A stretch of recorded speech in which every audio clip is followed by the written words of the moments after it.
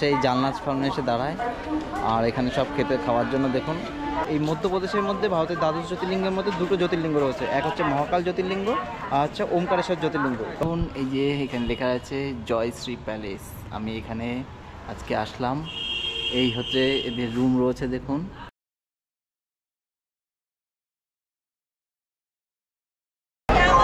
নমস্কার বন্ধুরা, তো আজকে আমি চলেছি উজ্জয়ন, বাবা মহাকালের নগরী উজ্জয়নে। তো আমি এখন রয়েছি হাওড়া স্টেশন। তো দেখুন আমার পিছনে হাওড়ার যে মেট্রো, সেই মেট্রো, আর এদিকে হচ্ছে হাওড়া রেলওয়ে স্টেশন। তো আমি আজ এখান থেকে যাব হচ্ছে গিয়ে উজ্জয়নে।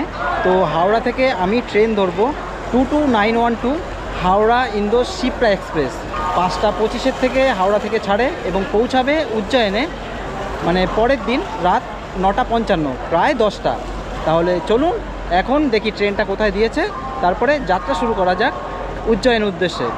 আর উজ্জয়নের যে সমস্ত ভ্রমণের ডিটেলস তা আপনাদেরকে সব দিয়ে দেবো, তাহলে এই ভ্রমণের সন্দেহে থাকুন।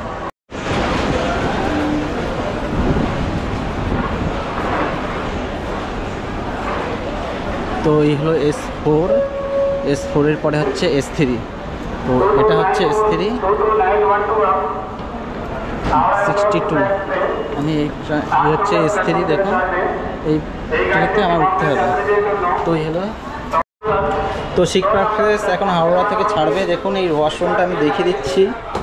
ওয়াশরুম এখন পরিষ্কার পরিচ্ছন্ন আছে, আর এদিকেও পরিষ্কার পরিচ্ছন্ন আছে। দেখুন এখানে কোমর পরিষ্কার পরিচ্ছন্ন আছে।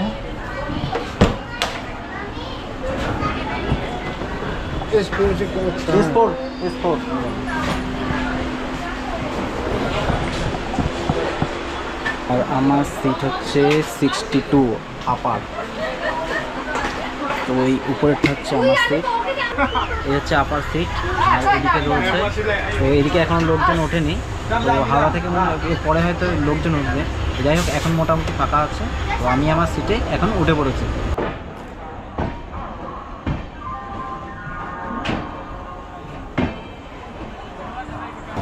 ঘড়িতে বেজে গেছে 5টা 45, আর আমার ট্রেন পুরো রাইট টাইমে ছেড়ে দিল হাওড়া থেকে।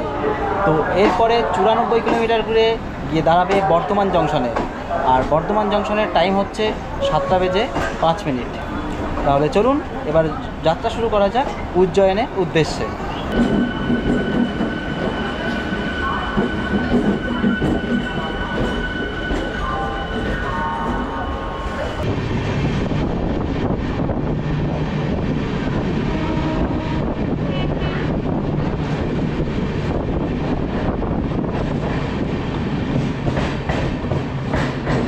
তো আমার ট্রেন এখন এসে দাঁড়ালো বর্ধমান জংশনে। তো বর্ধমান জংশনের টাইম ছিল হচ্ছে 7টা 5, পুরো একদম রাইট টাইম। 7টা 5 একদম বর্ধমান জংশনে ঢুকে গেছে। তো এখানে এখন 5 মিনিটের হোল্ডিং টাইম আছে। তো 5 মিনিট দাঁড়াবার পর এখান থেকে ট্রেন ছাড়বে এবং পরবর্তী স্টেশনে গিয়ে দাঁড়াবে দুর্গাপুরে। তো রাতে যেহেতু খুব একটা ভালো ভিডিও আসবে না, তাই আজকে রাতে আর ভিডিও তেমন একটা কিছু করব না। তো আপনাদের সাথে আবার দেখা হবে কালকে সকালবেলায়।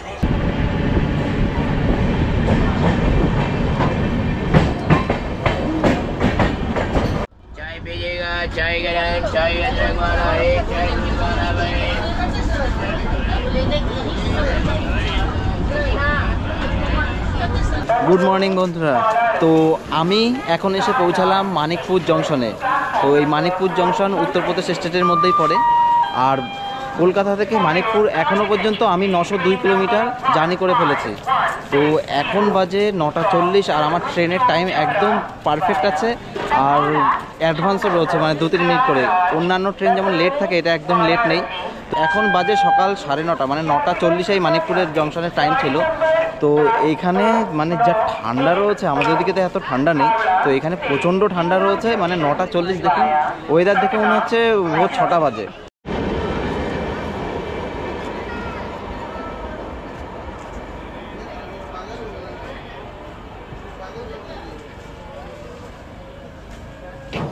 তো মানিকপুর জংশন থেকে আমার ট্রেন এখন 9টা 45 পুরো একদম টাইম টু টাইম ছেড়ে দিল। তো এরপরে গিয়ে দাঁড়াবে 78 কিলোমিটার দূর হচ্ছে সাতনা জংশন। তাহলে চলুন এরপরে যাওয়া যাক সাতনার উদ্দেশ্যে। আর এখান থেকে সাতনা যেতে মোটামুটি এখন সময় লাগবে 1 ঘন্টা 15 মিনিট মতো। তাহলে চলুন এবার যাত্রা শুরু করা যাক।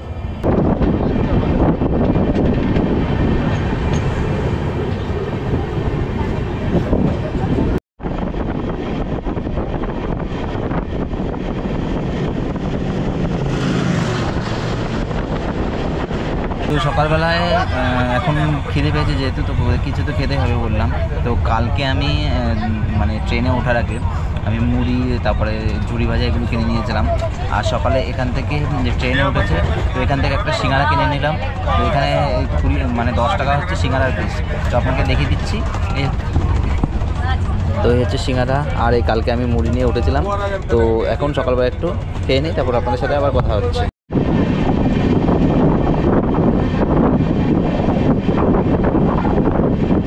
আমি এখন এসে পৌঁছালাম সাতনা জংশনে। তো এখনও পর্যন্ত কলকাতা থেকে আমি 980 কিলোমিটার এসে পৌঁছালাম। আর এখান থেকে এখনও 600 থেকে 700 কিলোমিটার, আমার 700 কিলোমিটারের কাছাকাছি এখনও পর্যন্ত আমার জার্নি করা বাকি আছে। তো এখানে আমার ট্রেনের টাইম ছিল হচ্ছে 10:55, কিন্তু আরও 10 মিনিট আগে ঢুকেছে, 10:45 এখানে চলে আসলো। ট্রেন এখনও পর্যন্ত খুব টাইম মতোই চলছে, একটু লেট নেই, বরঞ্চ আরও অ্যাডভান্স চলছে। তো যাই হোক, এখনও আমার কম বেশি 11 ঘন্টার জার্নি বাকি আছে। তো এখানে ট্রেন ছাড়বে 11টায়, যেহেতু অ্যাডভান্স টাইম ঢুকে গেছে, তো প্রায় 15 মিনিট এখানে হোল্ডিং করবে। তো এইখানে 15 মিনিট দাঁড়ার পর 11টা যখন বাজবে তারপর এখান থেকে আবার ট্রেন ছাড়বে। তো আপনাদের এখানে বলে রাখি যে মধ্যপ্রদেশের যে বাগেশ্বর ধাম আছে বা ধীরেন্দ্র কৃষ্ণ শাস্ত্রীর, আপনারা হয়তো অনেকেই জানেন। তো তার যে আশ্রম, সেই আশ্রমে যদি আপনারা এই ট্রেনে এসে যেতে চান তাহলে এই ছাতনাতে নামতে হবে। এই ছাতনা থেকে বাগেশ্বর ধাম যাওয়া যায়। তো এখান থেকে আপনারা শেয়ার গাড়ি এবং বাসও পেয়ে যাবেন বাগেশ্বর ধাম যাওয়ার জন্য। তো আপনারা যদি কখনও বাগেশ্বর ধাম যান তো শিপ্রা এক্সপ্রেস আসলে এই ছাতনাতে নামতে হবে।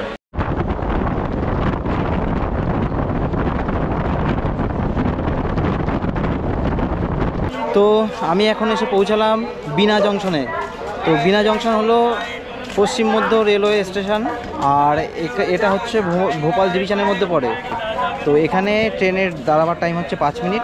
তো যেহেতু অ্যাডভান্স ঢুকেছে তো 15 মিনিট এখানে দাঁড়িয়ে তারপর এখান থেকে আবার রওনা শুরু করবে। আর এখানে দেখুন এই যে পুরো একদম স্টেশনে গরু ভর্তি, সব এসে এই জানলার সামনে এসে দাঁড়ায়। আর এখানে সব খেতে খাওয়ার জন্য দেখুন।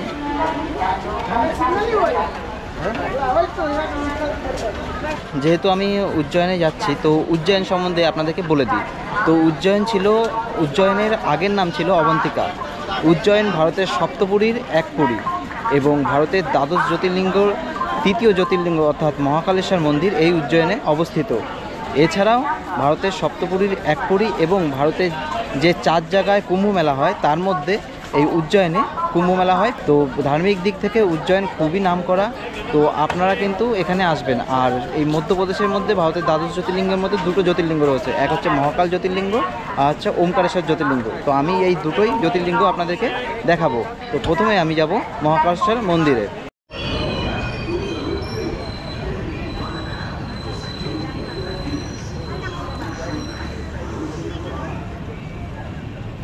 এখন এসে পৌঁছালাম সুজালপুরে। তো সুজালপুর হচ্ছে উজ্জয়নের আগের স্টেশন মানে হল্টিং স্টেশন, এখানে ট্রেন দাঁড়াবে। এরপরে এখন মোটামুটি 1.5 ঘন্টা ট্রেন জার্নি করব। আবার ট্রেন 1.5 ঘন্টা জার্নি করার পরে পৌঁছাবো উজ্জয়নে। তো চলুন, এখানে 2 মিনিটের হোল্ডিং আছে, যদিও ট্রেনটা আমার 1 মিনিট অ্যাডভান্সে ঢুকে গেছে। তো এখন এখান থেকে আমি আবার রওনা দেবো উজ্জয়নের উদ্দেশ্যে। চলুন, সিগন্যাল হয়ে গেছে।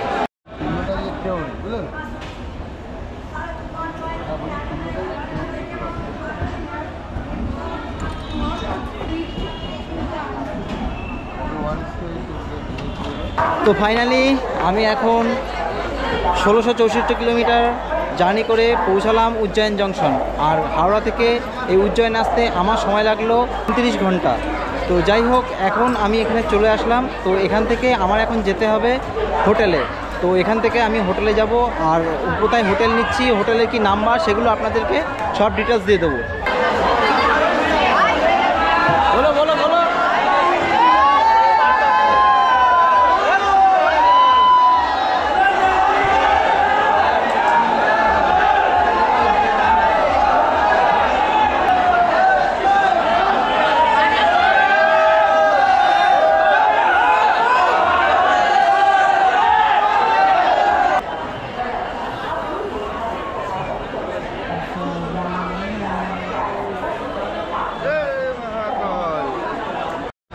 তো এই হলো উজ্জয়ন জংশন বাইরের দিকটা 1 নম্বর প্ল্যাটফর্মের। তো ওইখানে দেখুন সব লেখা রয়েছে, এই ট্রেনগুলো এখন যাবে আসবে। আর ওইখানে দেখুন লেখা রয়েছে হিন্দিতে উজ্জয়ন জংশন, আর এদিকেও লেখা রয়েছে ইংলিশে, তবে লাইটটাও বন্ধ আছে।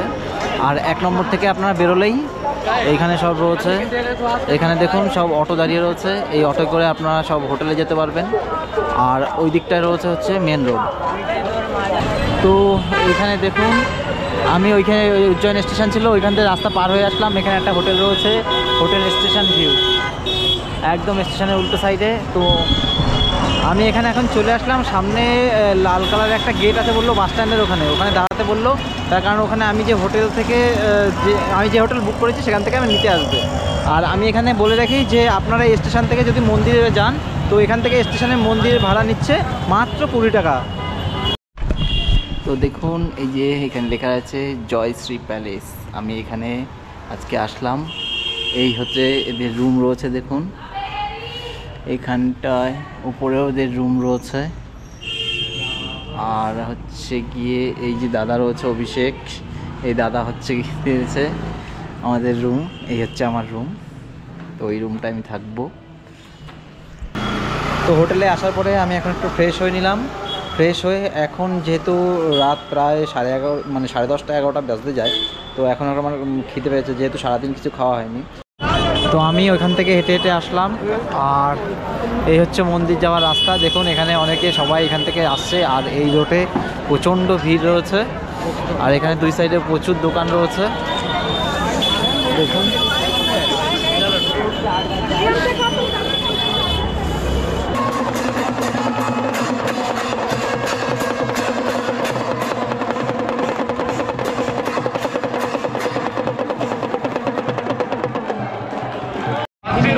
তো এখানে যে কটা রেস্টুরেন্টে দেখলাম সব রেস্টুরেন্টে হচ্ছে গিয়ে 100 টাকা করে প্লেট।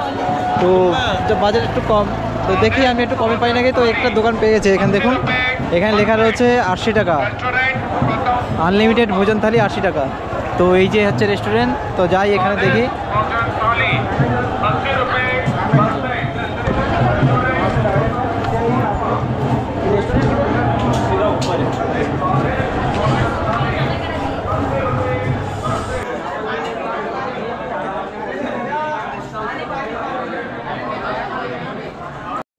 তো 80 টাকার যে থালিটা দিয়েছে সেই থালিতে আমি দেখিয়ে দিচ্ছি আপনাদের কী কী দিয়েছে।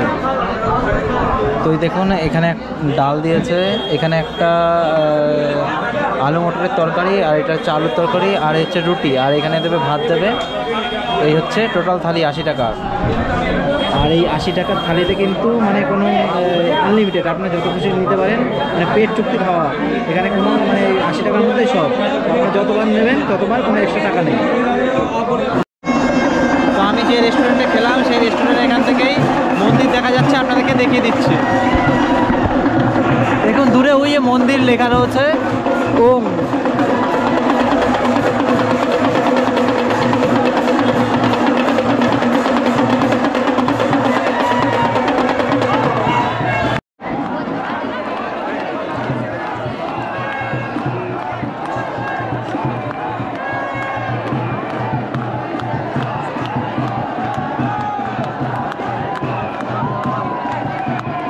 এখন বাজে রাত 12টা, আর রাত 12টার সময় মানে মহাকালের যে গলিটা রয়েছে সেই গলিতে মনে হচ্ছে না রাত 12টা, মনে হচ্ছে সন্ধ্যে 6টা বাজে। আর যেহেতু রাত 1টার থেকে লাইন দেওয়া শুরু হবে মানে ভস্ম আরতি দেখার জন্য, তো মন্দিরের সামনে প্রচুর লোক আছে, আর সবার মুখে একটাই কথা বম বম বলে।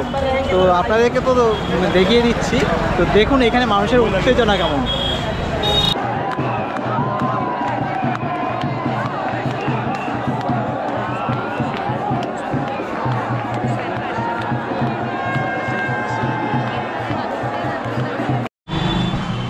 তাহলে কলকাতা থেকে আমি উজ্জয়ন পর্যন্ত আসলাম, উজ্জয়ন থেকে আমি এখানে আসলাম মন্দিরের কাছে যে হোটেল নিয়েছি সেই হোটেল জয়শ্রী প্যালেস।